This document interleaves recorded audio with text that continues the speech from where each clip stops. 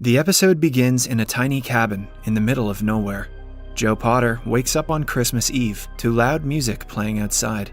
His roommate, Matt Trent, is in the Christmas spirit, but Joe is not in the mood for it. Matt and Joe have been living together for 5 years, but have barely talked to each other. Matt asks Joe his reason for being in the cabin, but he is hesitant to talk, so Matt goes first to ease Joe into the conversation. He starts talking about his life prior to living in the cabin. Matt used to be a love guru, someone who helped nervous boys to flirt with women and seduce them. He used an advanced technology fitted into the eyes of the man, called the Z eyes, to watch how the date went and listen to their conversations. Matt talks about one particular case of a man named Harry. Harry is a nervous man around girls and needs Matt's help to seduce one. It is nighttime, and Harry has to get ready to crash a random office party. Matt starts by turning the Z-Link on. Now he can see and hear everything that Harry does. He asks Harry to change from his clothes to something more masculine. Harry obliges and gets ready. When he first gets into the party, Harry looks around and his eyes land on a dark-haired girl hanging out with a blonde girl and a man. Matt advises him to join the group but talk only to the blonde girl. He does a reverse image search to look for the girl's name and personality on a device. The blonde introduces herself as Amy and the other girl as Jennifer. Jennifer then excuses herself and leaves the conversation. Harry goes to the washroom and asks Matt not to watch while he pees. Just then, we get to know that Matt isn't alone, but a whole group of his friends are watching the interaction online. When Harry goes back, Jennifer is sitting alone far from the party. Matt makes him approach her. Jennifer finally seems to be opening up to him. While talking, she reveals that she used to take pills, but isn't taking them anymore. The statement unsettles Harry and Matt, but they don't think much of it. Jennifer goes to the bathroom and Harry starts talking to Matt. He genuinely likes the girl and feels like he is cheating her by taking Matt's help. As he chats, Jennifer returns and sees him talking to himself. She immediately asks him to come over to her place, and Harry obliges. She claims that the little voice in her head is asking her to invite him. When they reach her home, Jennifer goes to get drinks after telling Harry to go to her room. The guys watching them are excited, anticipating sexual advances from her, but Harry retaliates, saying that he isn't comfortable with Matt watching. Jennifer comes back with the drinks and demands Harry get on the bed. He hesitantly agrees when suddenly she forces him to take a gulp of the drink.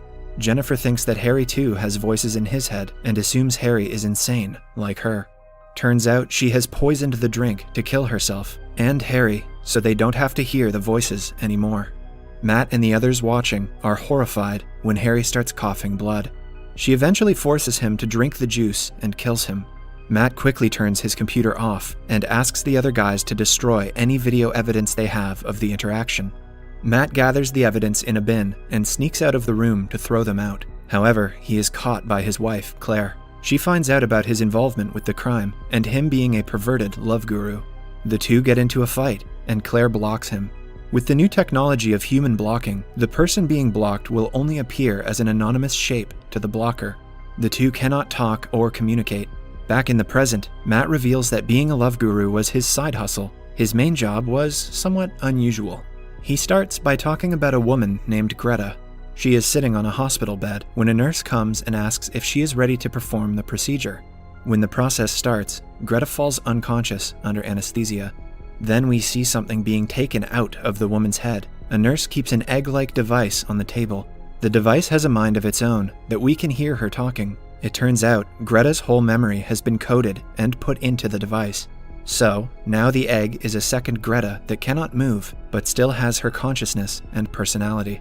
In the following scene, the device is in front of Matt. He explains to the voice that he works for a company called Smart Intelligence.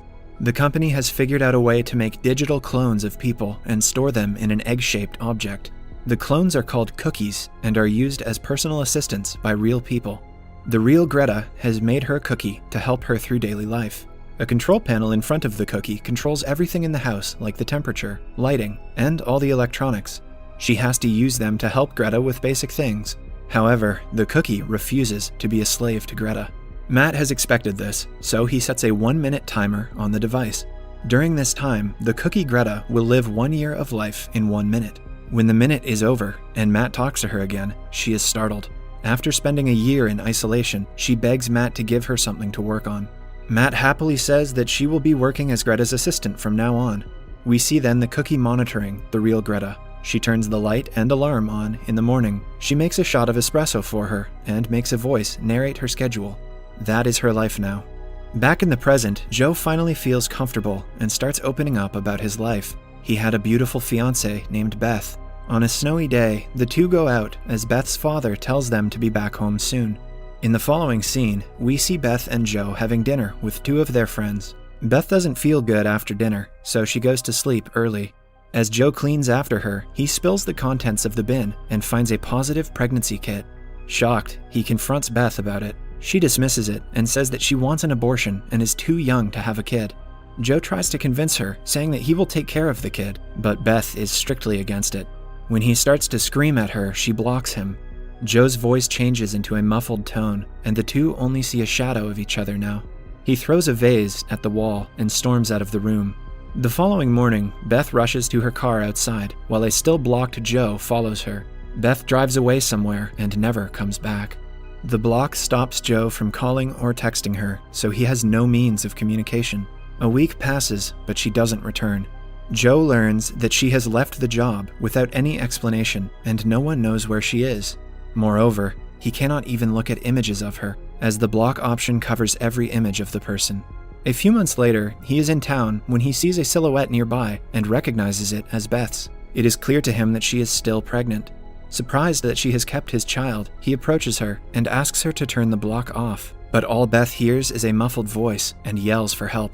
Eventually, the police arrest Joe. He is desperate to meet his child, but doesn't know where Beth is.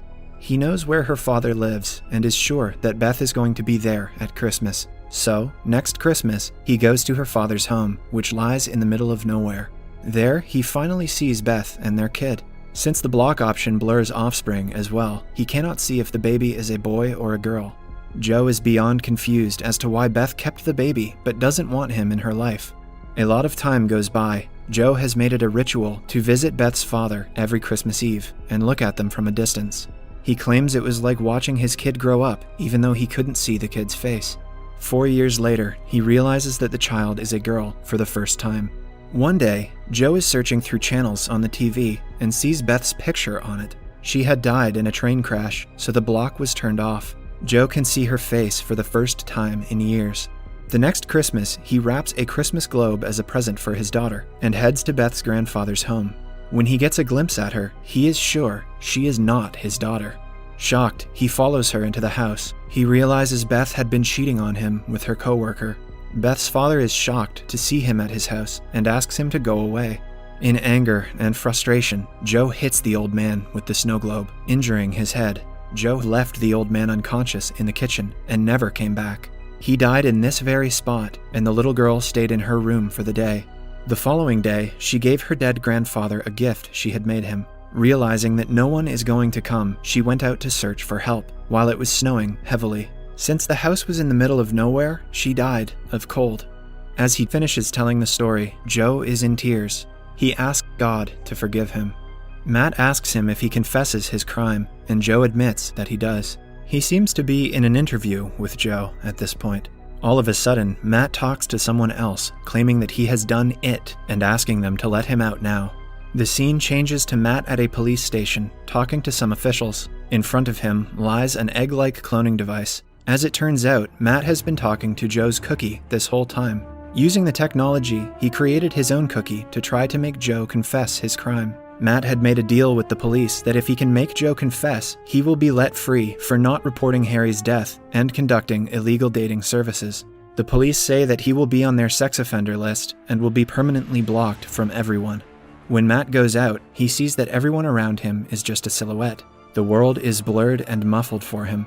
Moreover, everyone sees him as a red shadow, indicating that he is a sex offender. A police officer sets a timer of 1,000 years per minute on Joe's device and leaves him like that. The cookie Joe now lives 1,000 years in 1 minute in isolation. We see him struggling to keep himself sane. As the camera pans out, he seems to be inside a loop